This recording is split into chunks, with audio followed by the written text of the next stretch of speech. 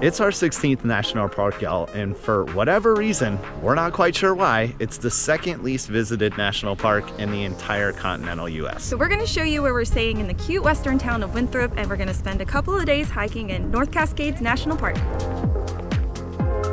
Essentially been raw dogging it for 4 days, y'all. How do we hook up our power? We're not exactly sure why.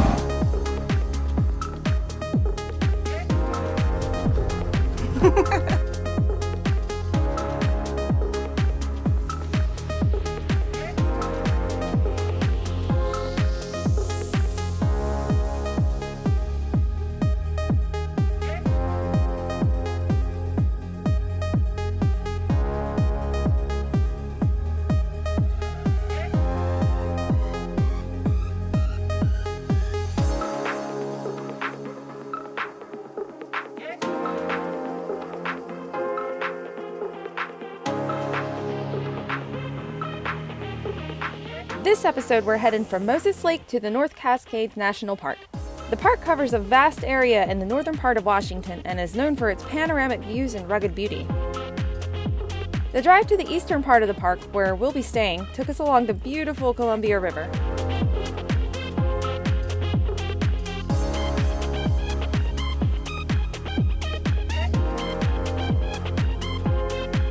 We're suckers for a cute small town, and Winthrop has all the charm with the western twang. Cute! With a population of just under 500 people, this Old West-style town sits about 10 miles from the eastern entrance of North Cascades National Park. The day we arrived, the streets were buzzing with a vintage car show, which fit right into the old-timey vibe of the town.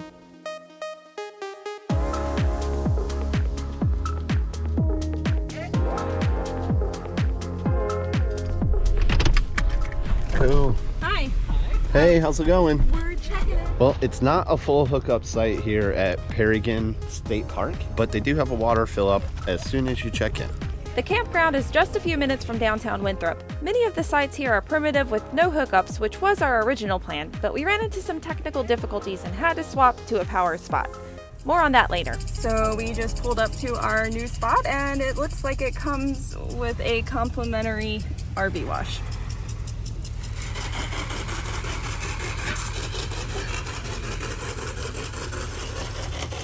How do we hook up our power?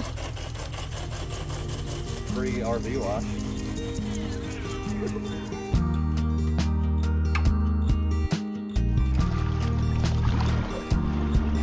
We may not have gotten waterfront property, but short walk from the RV to the beach.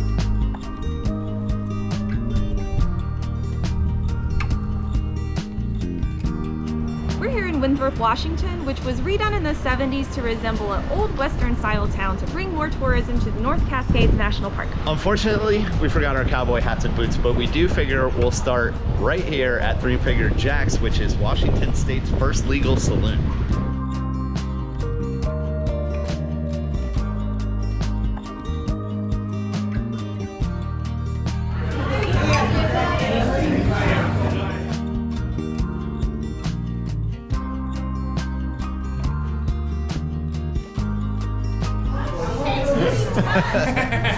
We were told this is the best burger in town. We don't have anything to compare it to, but It's the winner in my book.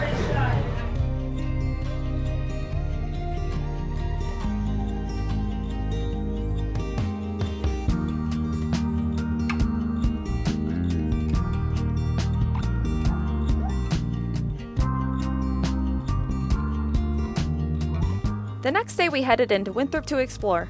The downtown area is only a few blocks long and it's super easy to wander around. There's something special around every corner, from the antique wooden boardwalks to quirky local shops.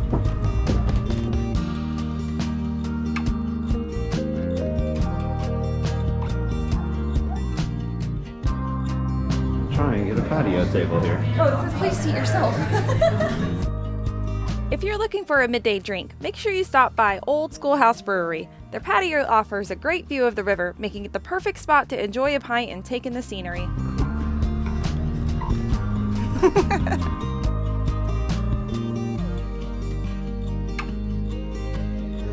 Y'all will never guess.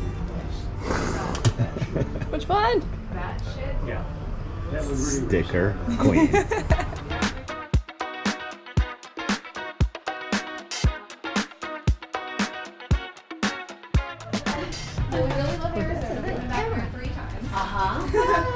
We really like Gorge. That looks like an Arizona picture. Yeah, right?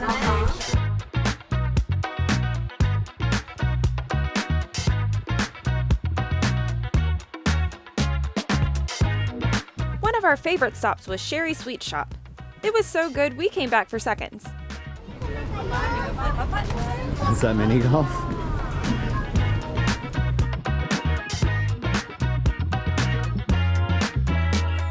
One-stop shop. Sherry's is pretty awesome. It's not only a sweet store, but it's also a cafe, a deli, a coffee shop, like almost anything you can think of. A mini golf course. Oh yeah, how could I forget?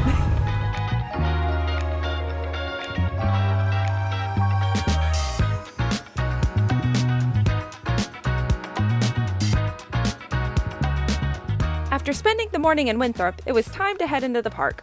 Our plan for the first day was to take the scenic drive along Highway 20 and enjoy the views. Our goal was to reach the visitor center, which is located on the western side of the park. This meant driving the entire length of the highway, but it was absolutely worth it. If you're short on time or unable to hike, this road offers breathtaking views and easily accessible overlooks.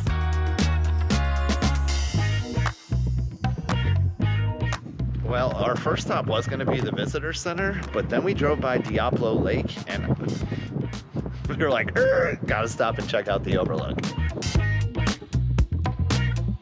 I did a lot of research about this place and saw a lot of photos and videos, but really nothing could have prepared me for exactly how blue it is. It is crazy blue. One of the most iconic locations in the park is Diablo Lake. When the water melts from the glaciers into the lake, it collects silt, or what they call rock flour, which reflects the sunlight in a unique way and creates its beautiful blue-green color.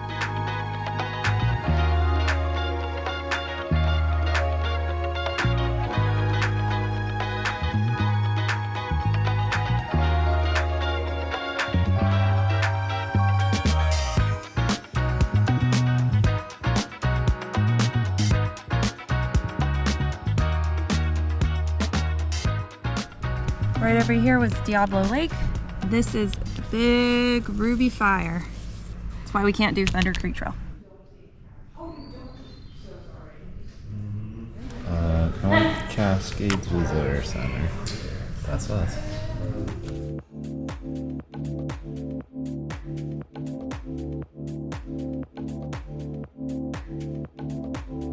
The North Cascades Visitor Center is the best place to check for trail conditions, closures, and to grab a map and maybe some souvenirs. And if you're like me, don't forget to get your passport stamped.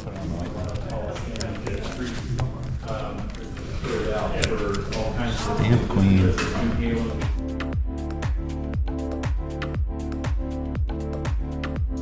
This region is prone to wildfires, and unfortunately that means some of the areas of the park may be closed.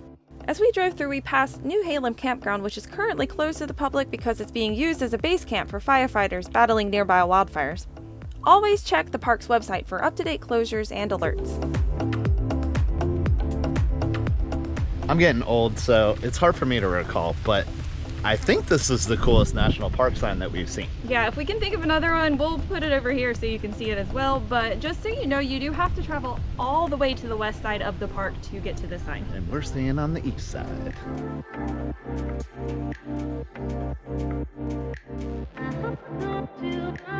I didn't know there was a bridge.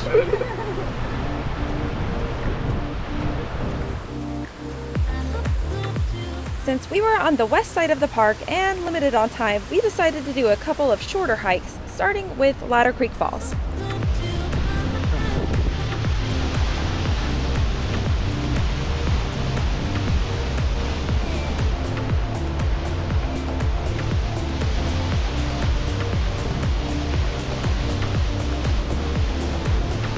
Right next to the visitor center, pretty much. Ladder Falls Trail, 0.5, and an easy money shot. We say easy, but I am definitely a little out of breath after coming up that Well, hill. we know stairs are the devil. It's paved though. This trail actually runs right behind the Gorge power plant. And I'm assuming that might be what powers the lights here that light it up at night. house changing colors. Yep.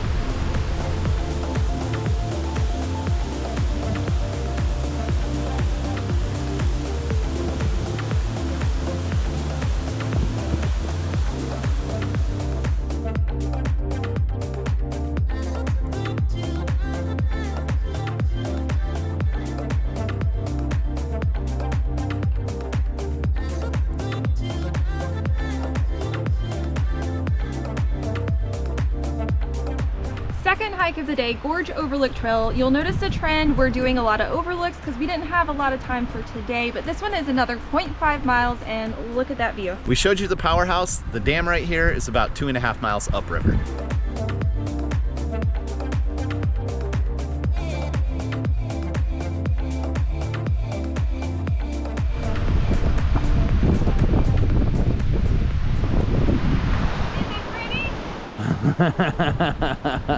She did not want to come out here.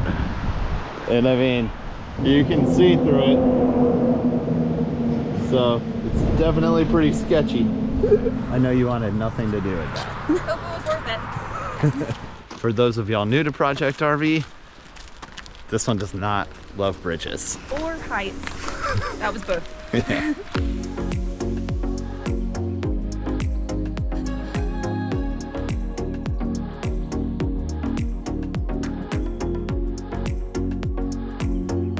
Ross Lake, I think it's the biggest one in the park, but I know it definitely goes all the way up to the Canadian border.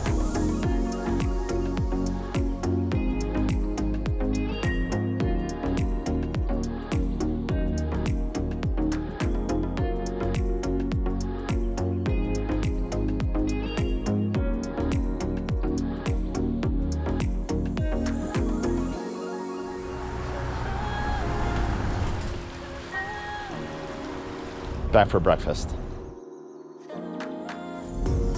Definitely not a healthy breakfast, but I think the sugar will keep us going. That thing really needs a bath. On day 2, we made a quick pit stop at the Mazama General Store before heading into the park. General store. They got all sorts of stuff. Kinda like it. This is a hidden gem full of delicious treats and local goods. Mazama General Store is the perfect spot to stop before you get to the Cascades. It's the last place to get gas. Also the general store, and we decided on a little fall spice latte.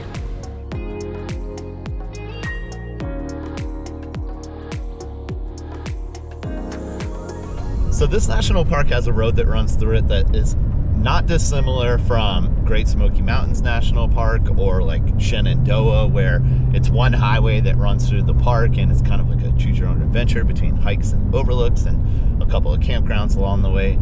But it's an absolutely beautiful drive. Just like Great Smoky Mountains, it actually doesn't have an entryway at either side, so you don't have to pay an entry fee. But I have a feeling the pass is still required if you're stopping at any of these trailheads, so maybe you should have your pass on hand, just in case.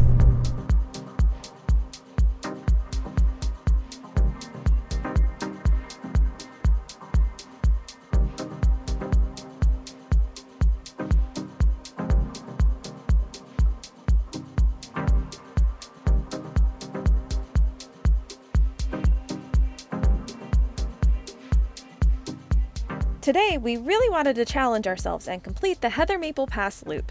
This is one of the most popular and demanding hikes in the North Cascades.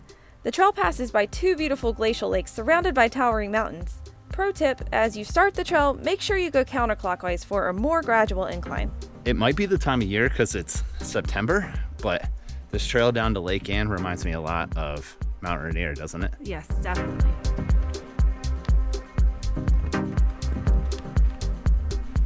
Okay, I think we're gonna go to Lake Anne. Little detour.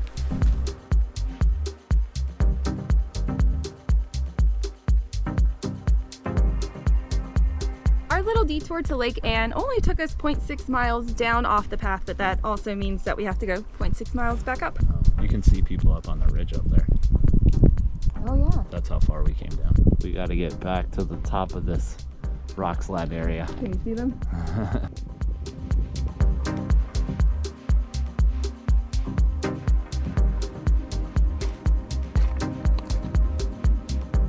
we made it to that spot where we saw everybody coming down the trail. Straight up, it felt like. Not a huckleberry, but we were told that there can be huckleberries on this trail. Might just be a little too late in the season though. Even if she finds what she thinks is a huckleberry, zero chance to have enough confidence in her foraging skills to be trying that. Whoa.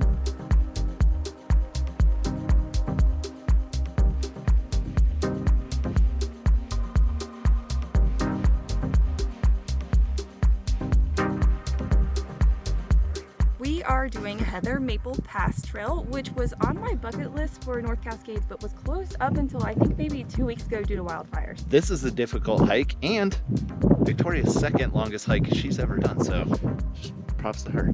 Unfortunately, you can see it's still a little bit smoky out here and you can kind of smell it too, but I don't think we could have asked for better hiking weather. It feels great out here. And it's still beautiful views. Worst places to have a snack.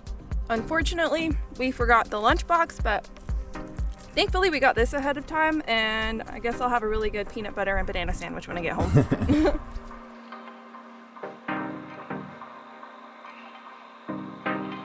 It's a glacier.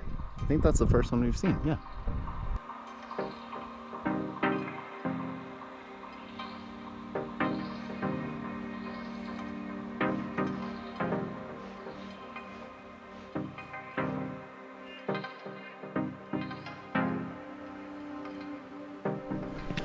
Oh, we're almost there.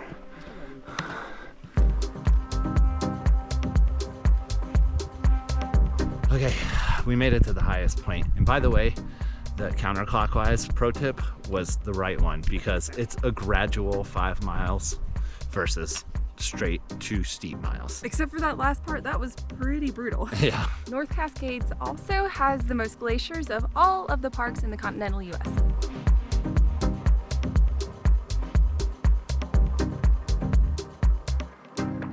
It's really quite crazy that it feels like we're sitting amongst the clouds right now. I mean, we're probably about at 7,000 feet right now. While the climb up was definitely a challenge, the reward was totally worth it. I mean, just look at this mountain range. But what goes up must come down, so we started our steep descent towards the second lake. The way down offers more incredible views, although it's definitely a workout for your knees.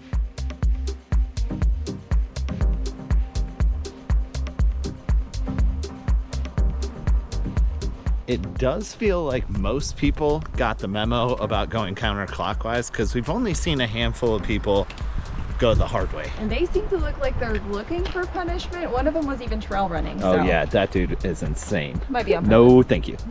Little Charlie Brown tree. I hear the road. I feel like we're close to civilization. It's a little brutal coming down. It's rough on those old knees. For real, for real.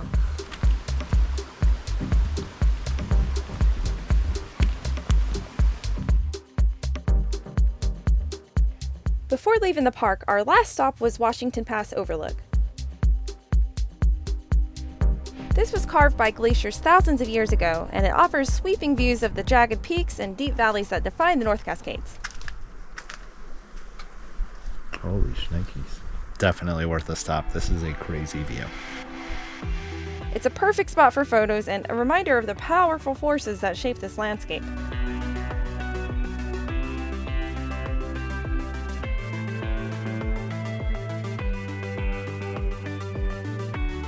After a long day of hiking and exploring the park, we headed back to Winthrop to grab a bite to eat and relax. She couldn't find huckleberries in the wild and was hoping for a huckleberry cider, but there isn't one. No luck.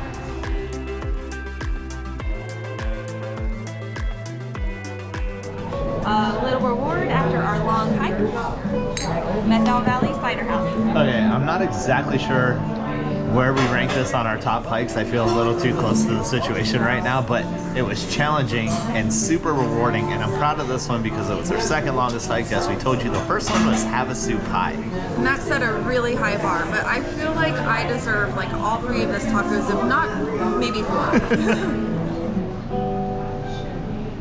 So we've essentially been raw dogging it for 4 days, y'all. Our original plan was to come to the state park, just fill up water for 1 night, and then go to a dispersed camping area, which I believe was Upper Bobcat number 2. Mm-hmm. So we picked a dry camping spot here in the state park, and we were just going to roll with the generator. Unfortunately, we went to go plug in the generator, and it did this. So generator started up no problem, but when we went to go plug in, We got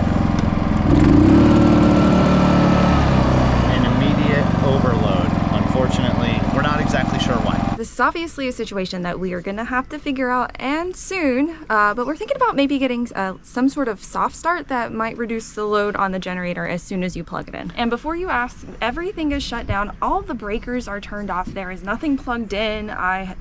No reason why it should actually be drawing power right off the bat. So if you have any suggestions, please let us know. Now, it could not be the generator. This could be a power issue inside of our RV. So we've got to figure it out. But regardless, we do want to get the soft start because it helps us when we're in hot environments and we want to run the AC on the generator. But despite our hiccups, Pearrygin State Park is actually a wonderful park to stay at. You got the lake nearby, all the amenities are great. There's even a little Wi-Fi here and there. It's only like 5 minutes to downtown Winthrop, and it's one of the closest parks to North Cascades. And the prices were pretty reasonable, only $35 to $45 a night. Most of the spots are dry camping only, lots of water access spots are around the park, but there are a few spots that are power capable, and you should probably reserve them online before you come. Even though we've been having to jump our RV battery off of our truck battery just to keep like the refrigerator cold, Even the lights. we've made the best of a bad situation. We'll keep you updated on our power situation. Never a dull moment on the road. We hope you enjoyed this guide through North Cascades National Park and our time in Winthrop.